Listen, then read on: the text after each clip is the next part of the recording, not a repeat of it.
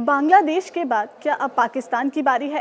क्या शेख हसीना की राह पर है पाकिस्तान के प्रधानमंत्री शहबाज शरीफ? दरअसल पाकिस्तान पर भी मंडराने लगा है बगावत का खतरा।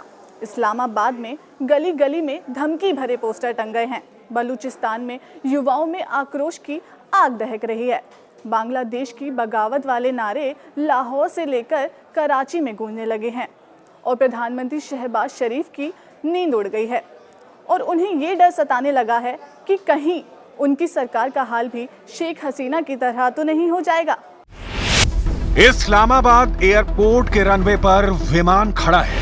प्रधानमंत्री शहबाज शरीफ के आवास की ओर आक्रोशित भीड़ लगातार बढ़ रही है। हेडक्वार्टर रावलपिंडी में बैठे आर्मी चीफ असीम मुनीर ने सरेंडर कर दिया है। बलूचिस्तान की बौखलाई आवाम देश को जला डालने पर आमादा है। प्रधानमंत्री शहबाज शरीफ के पास पद से इस्तीफा देने और अपने भाई नवाज शरीफ के पास भागने के अलावा कोई चारा नहीं बचा है।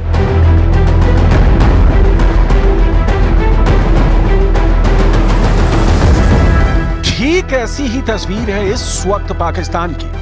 बांग्लादेश के बगावत वाले नारे लाहौर, कराची से लेकर अब खैबर पख्तूनख्वा में गूंज रहे हैं। प्रधानमंत्री शहबाज शरीफ की मिली जुली सरकार खौफ में है।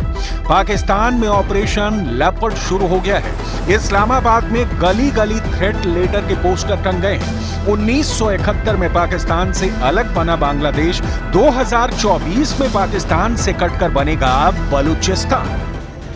आक्रोश की आंधी अक्सर सरहदें लांघ जाती हैं। शोषण सीमाओं के भीतर कभी कैद नहीं होता। आवाम के खिलाफ अत्याचार की मीनारें हुकूमत चाहे जितनी ऊंची कर ले, उसका एक दिन धूल धूसरित होना तय होता है। बांग्लादेश में शेख हसीना सरकार का पतन इसका ज्वलंत उदाहरण है। श्रीलंका सरकार की जल्दी तस्वीरें आपके ज़हन में अब भी ताजा होंगी। कहा जा रहा है कि अब बारी पाकिस्तान की है। पाकिस्तान जहां पिसती सिसकती आवाम अपने हुक्मरानों और आर्मी की बंदूकों की नली का मुंह बंद करने के लिए कूच करने वाली है।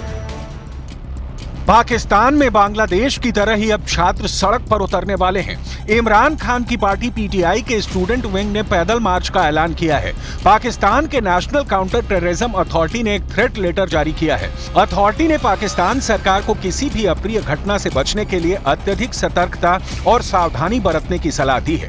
सूत्रों के मुताबिक यह आंदोलन होस्टाइल इंटेलिजेंस एजेंसियों की तरफ से फंडेड और गाइडेड है। थ्रेट लेटर यानी चेतावनी वाले खत में लिखा गया है कि पीटीआई के कुछ शरारती तत्व अपने युवाओं को लामबंद कर छात्रों को आगे रखकर कानून व्यवस्था को खराब करने की कोशिश में है।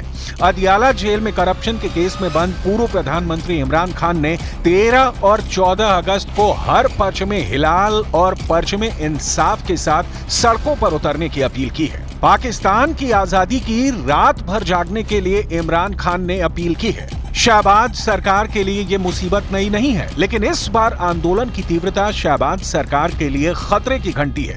ऐसा कहने का सॉलिड आधार आपको जरूर देखना चाहिए, क्योंकि आवाम की आवाज को बोतलों में बंद करने की हुकूमत और सेना की कोशिशें अब बेकार साबित हो रही हैं।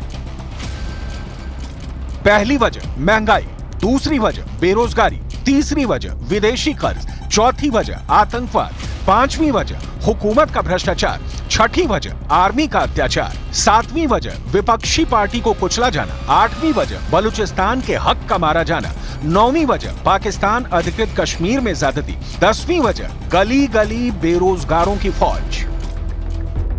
दलदल में धंसता जा रहा है पाकिस्तान। अराजकता का आलम ऐसा है कि मुल्क तिनके सा बहा जा रहा है और भविष्य में इससे उबरने की कोई आस भी नहीं दिख रही है।